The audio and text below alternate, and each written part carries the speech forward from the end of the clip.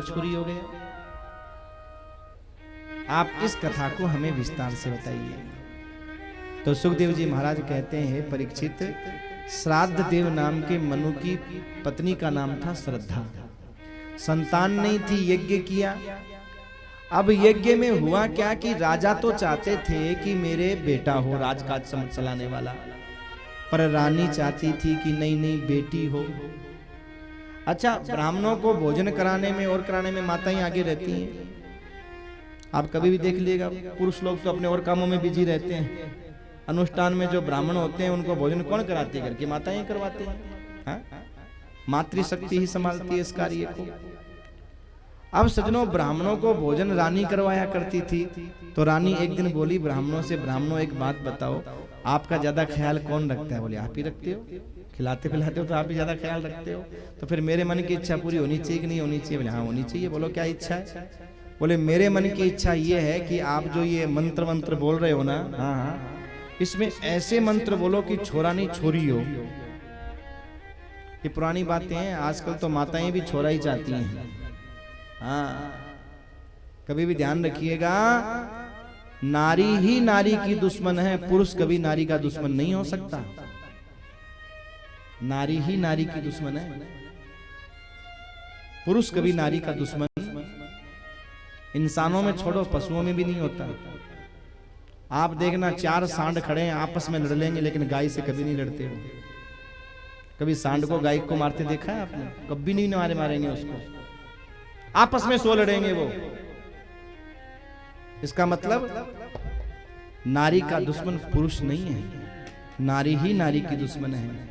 उदाहरण के लिए, अगर छोरी होती है तो अगर कुछ बोलने वाली है सास, तो वो भी नारी है। अगर दुख प्रकट करने वाली वो ननद, तो वो भी नारी है। विचार कीजिए आप।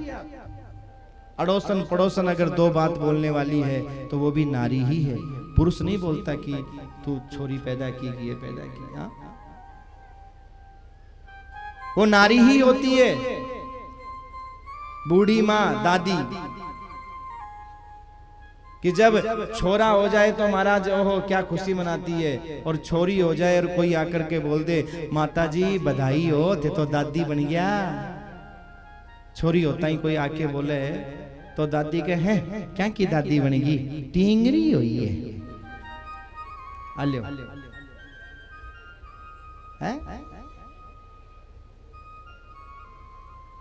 अच्छा, किसी के तीन तीन छोरी हो और चौथी छोरी और हो जाए, अरे भैया गजब हो जाए, गजब गजब करो रे राम, गजब करो।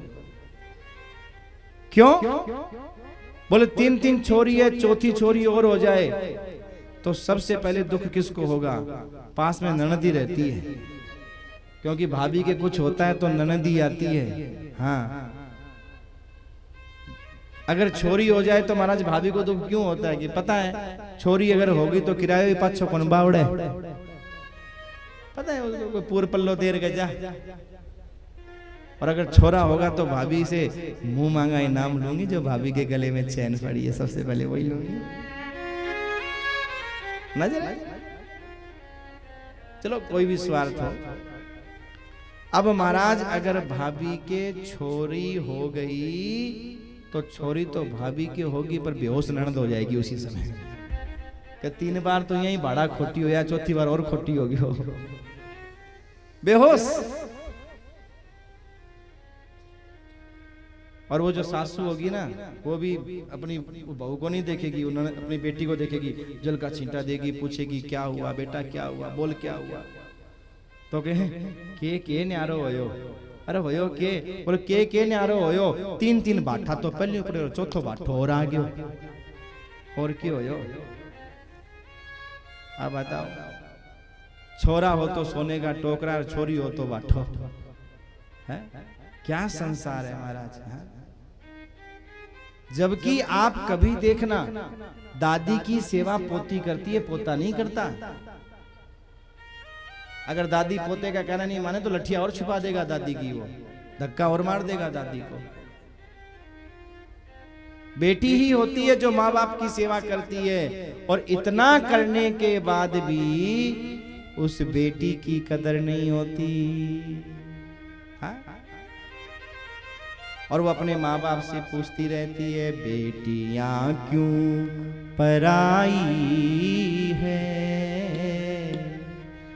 बेटियां क्यों पराई है, गैर के घर से न आई है, बेटियां क्यों पराई है। अपने माँ बाप से पूछती है, मैं एक बात बताओ, हम कौन सा गैर के घर से थोड़ी आई हैं, ऊपर से थोड़ी पड़ी हैं। हाँ? गुनाह क्या है सजनों? बेटी को कम खाने को देते हैं तो भी वो कभी शिकायत नहीं करती, वो भी सोचती चलो मेरा भाई होशियार बने, हमारी सहायता करेगा। हाँ? माँ समझाती बेटा तेरा भाई है, तो मान जाती है हाँ मेरा भाई है, खा लो कोई बात नहीं। उसे खाने को नहीं मिलता तो भी वो खुश रह लेती है। और क्या चाहिए तुमको बेटी से? हाँ? क्या चाहिए? और जानते हो बेटियां, शास्त्रों में बताया है, पिता की तो आत्मा होती है, आत्मा। और यही कारण है कि जब डोली में बैठ के बिटिया जाए विदेश, पत्थर से पत्थर हृदय सह न सके यह ठेस।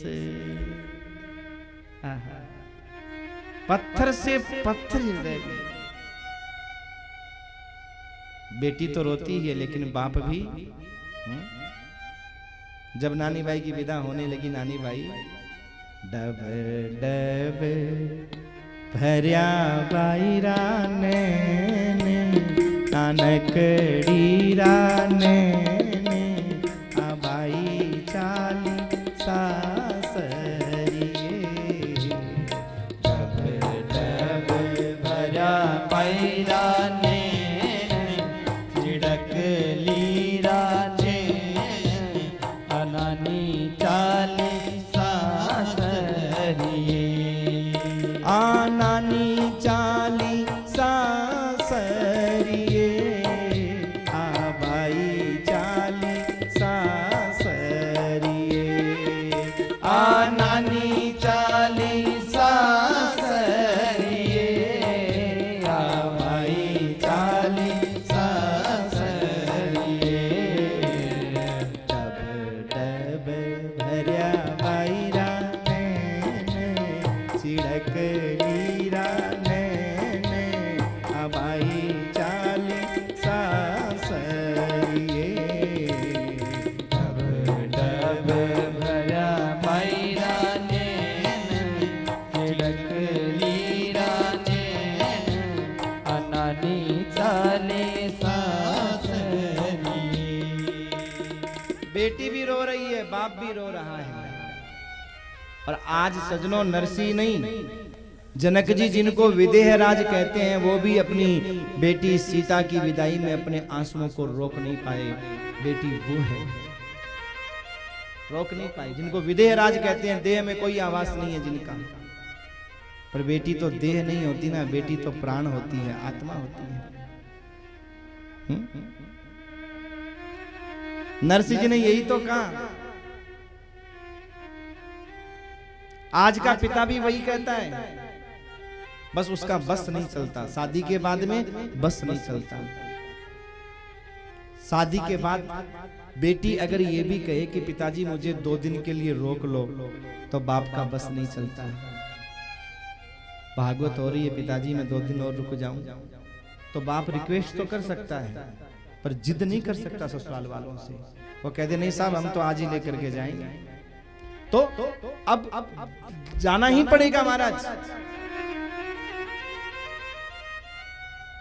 जैसे कोई गाय को खोल करके लेकर के जा रहा हो और गाय अपने मालिक की तरफ ऐसे देखती है, बस बेटी भी इसीलिए गाय की तरह कही जाती है कि जब उसको वो लेकर के जाता है जिसके खूंटे बांधा है, तो अपने वो बाप की तरफ बस ऐसे टुकुर टुकुर के देखती है। कुछ नहीं कर सकती मेरे भाई, बाप भी कुछ नहीं कर सकता। भले ही उसने पैदा की हो, उसको पाला होगा, पोसा होगा, बड़ा किया होगा, पर जिस खूंटे बांध दी वो लेकर के जाएगा तो जाएगा। बाप ज्यादा से ज्यादा क्या करेगा? नम आंखों से बेटी को इतना ही कह सकता है, क्या बस